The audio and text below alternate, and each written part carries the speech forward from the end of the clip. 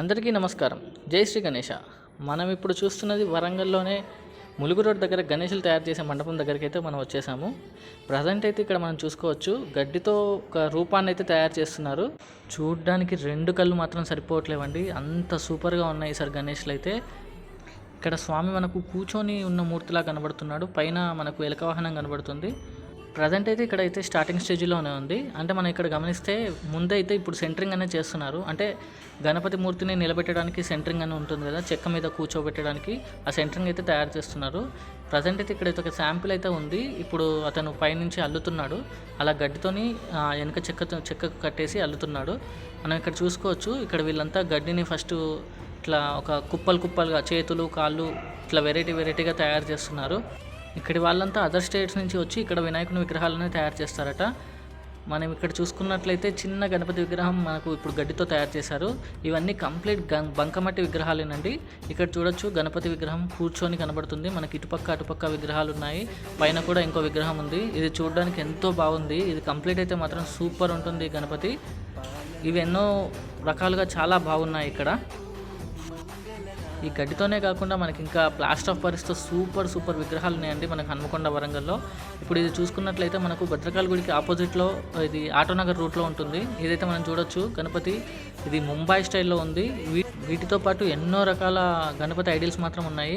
ఇక్కడ చూసుకున్నట్లయితే పైన వెంకటేశ్వర స్వామి విగ్రహం ప్రతిమతో కలిపి ఉంది.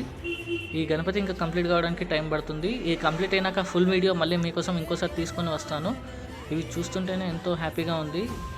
ఇది చూసుకున్నట్లయితే అయోధ్య రామ మందిరం టైపు, పైన మొత్తం టెంపుల్ వచ్చేసింది. దాని కింద మనకు గణపతి విగ్రహం ఉంది. వర్షాలు పడుతున్నాయి కాబట్టి ఇలా కవర్ కప్పారు. ఇక్కడ చూసుకున్నట్లయితే ఇక్కడ చిన్న విగ్రహాలు చూడడానికి కళ్ళకి ఎంతో ఇంపుగా ఉన్నాయి.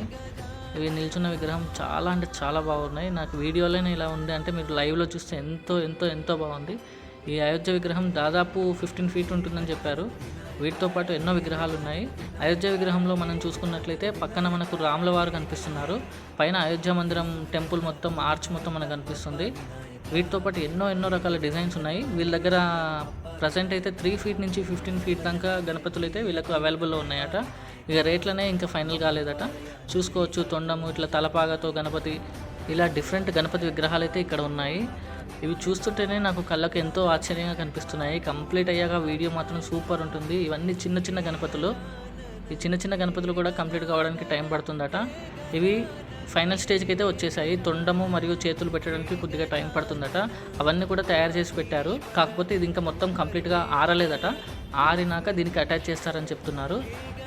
ప్రజెంట్ అయితే మనం ఈ వినాయకులను చూస్తుంటే నంది మీద కూర్చున్న వినాయకులు అయితే చాలా ఉన్నాయి ఇక్కడ మనకి. చూస్తుంటేనే ఎంతో బాగున్నాయి. ఇదంతా అయోధ్య స్టైల్లో రాముల వారు. ఇలాంటి ఎన్నో ఉన్నాయి విగ్రహాలు ఇక్కడ. నెక్స్ట్ టైం కలరింగ్ స్టేజ్లో ఉన్నప్పుడు నేను మళ్ళీ మీకు వీడియో తీసి పెడతాను.